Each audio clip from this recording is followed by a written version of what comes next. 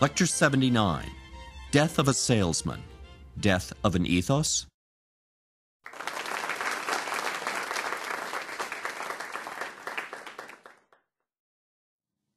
This is Lecture 79, and it's the first of two lectures on Arthur Miller's great play, The Death of a Salesman.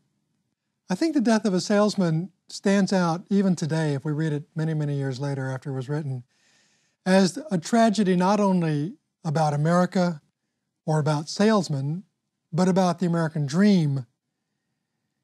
But if you think of the dream, Willy Loman certainly does not look like, let's say, Gatsby in Fitzgerald's book. Nothing dashing about Loman. He's the little man, and he's a little man who is becoming extinct and obsolete in front of his own eyes as well as ours. I think the play asks us to try to ponder what is dying, what kind of death or deaths are being chronicled here. Miller always insisted that important plays should not just be about personal matters, and obviously any play has characters in it, but that those characters, without being allegorical, nonetheless, the dramas, the crises, the issues should have a kind of wider public national dimension to them. And in that light, he was critical of the other two playwrights that I have examined in this course, both O'Neill and Williams. He felt that O'Neill was too confessional, too committed to digging up the ghosts of his own personal past, and that he thought Williams' work had too narrow a kind of emotional, libidinal character to it. So Miller's work, which spans over a number of decades, well late into the 20th century, it seems to me that his strongest plays, nonetheless, are the ones done in the mid-20th century. His first play, All My Sons, published in 1947, really gets at the issues that I'm talking about extending beyond the personal, where the title asks us to consider who our sons might be. Are they just our flesh and blood children, or are we to some extent responsible, our brother's keeper, for those who are not blood-related at all? In The Crucible in 1953, Miller moves overtly into political material. It's the great play that recasts the McCarthy era in American political and moral life as the Salem witch trials, a moment in the remote historical past. And there too, it seems to me he sounds the political historical note in a way that you wouldn't have found in either O'Neill or Tennessee Williams. A View from the Bridge, another great play from the mid-50s, is his effort, and here he does resemble O'Neill, to rewrite Greek tragedy, to take private issues such as even incest, and to understand them in their larger social form. I want to say as well that Miller, in his life, as perhaps more even than in his work, embodies the role of the intellectual and the responsibilities of the intellectual in our national life, in our public conversation.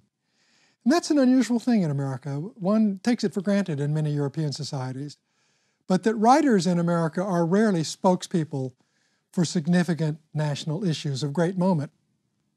And I think that one senses how difficult and desperate that move might be. Can the intellectual in American life play that kind of a role? I think that Death of a Salesman in its own way picks up a number of these issues, but before getting into it, another word about Miller's life, particularly a brief chapter in it that has always sort of stuck out in my own mind, which is the brief marriage between Miller and Marilyn Monroe. It looks like an allegory. It looks like the effort to wed Beauty and the Beast. I mean, not that Miller was a beast, he was an attractive man, but to marry beauty and intellect. It's almost like a kind of social symbolism being worked out. And if you think of the film that he made with Marilyn Monroe, the text that he wrote, The Misfits, and the actors, not just Monroe, but Clark Gable and Montgomery Clift as well, all of these people essentially never to be heard from again, all of them at the end of their own lives, all of them doomed creatures in some sense. There's an elegiac feeling to that film, and I think there's a great elegiac feeling to Death of a Salesman. There are no intellectuals in Death of a Salesman, but yet nonetheless it certainly asks the question, what is the value of brains? Brains as opposed to beauty.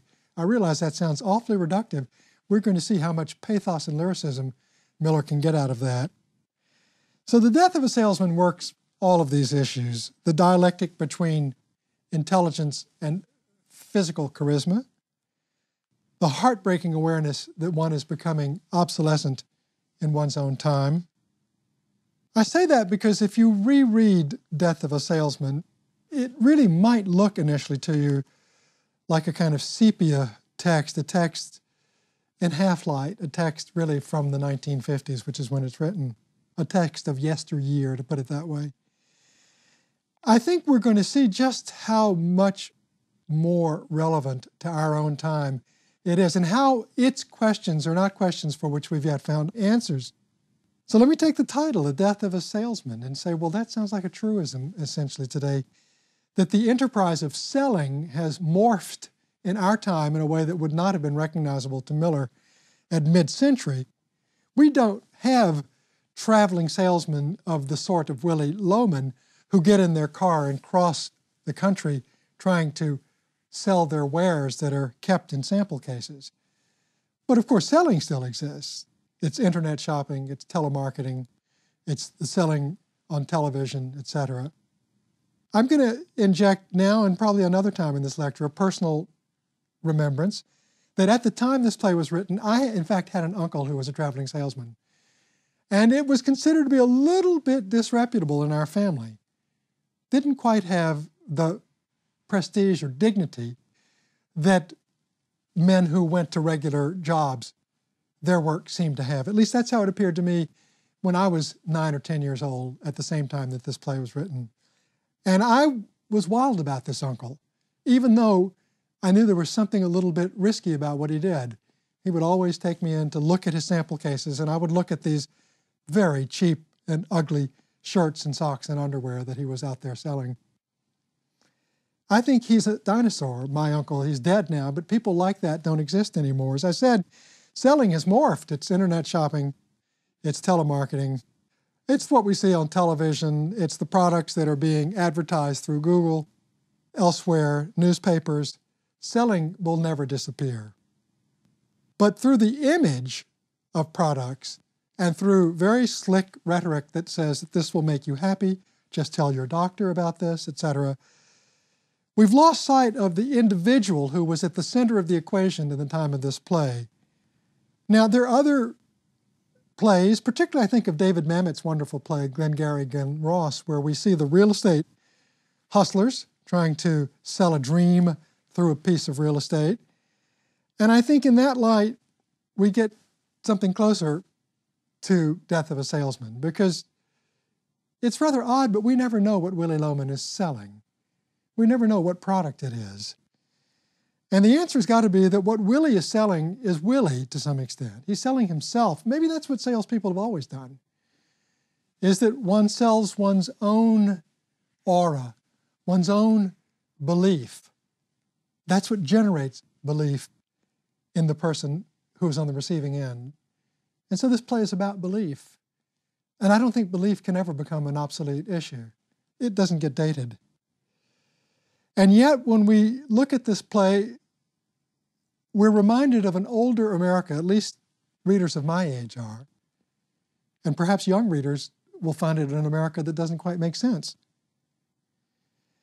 That it's an America where there were no public problems, no social problems of the same sort. Willy Loman is a nostalgic figure. He loves to tell his sons about how revered he was, not is, but was, as a salesman when he used to go on his trips. And he recounts conversations, one of which absolutely enthralls me because it's a trip to Providence, Rhode Island, which is where I live and teach. And he talks about having met the mayor, because salespeople meet mayors in that remote past. Met him at the hotel, and the children are stunned. The mayor? Can't be. And he would say to the mayor, "Good morning," and he would say, "You got a fine city here, Mayor."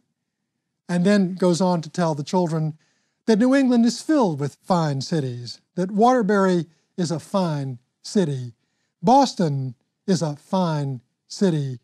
Portland and Bangor are fine cities. And I quote, "America is full of beautiful towns and fine, upstanding people." Who would say that today? Not that America is not full of beautiful towns and fine, upstanding people, it is. But who would say today that that's what our cities tell us?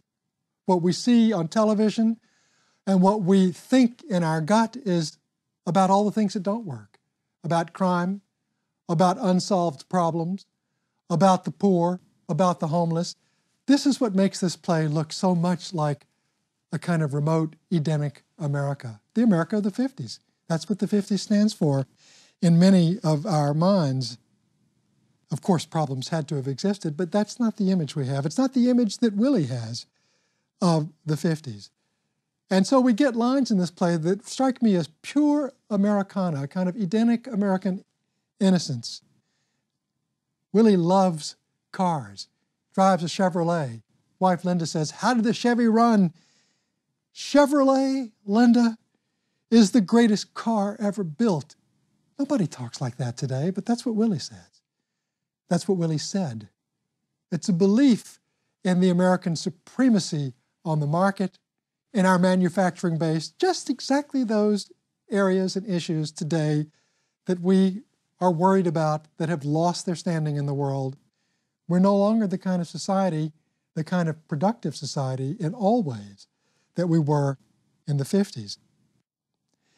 Much of the pathos of this play hinges on the disconnect, the radical difference between Willie's nostalgic past of fine cities, upright people, great Chevrolets. Those are his dreams. And the changing character of America, and above all, the changing quality of his own life. It changes even then in the 50s. Willie dreams of retirement in the country. Willie lives in a small house, but we see in the stage design that it's overshadowed by looming apartment buildings.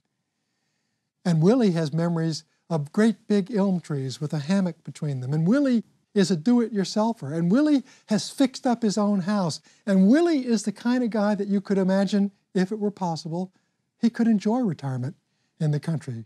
Talk about the American dream. That has to be a piece of it. But the dream always has its seamy underside, its dark underside.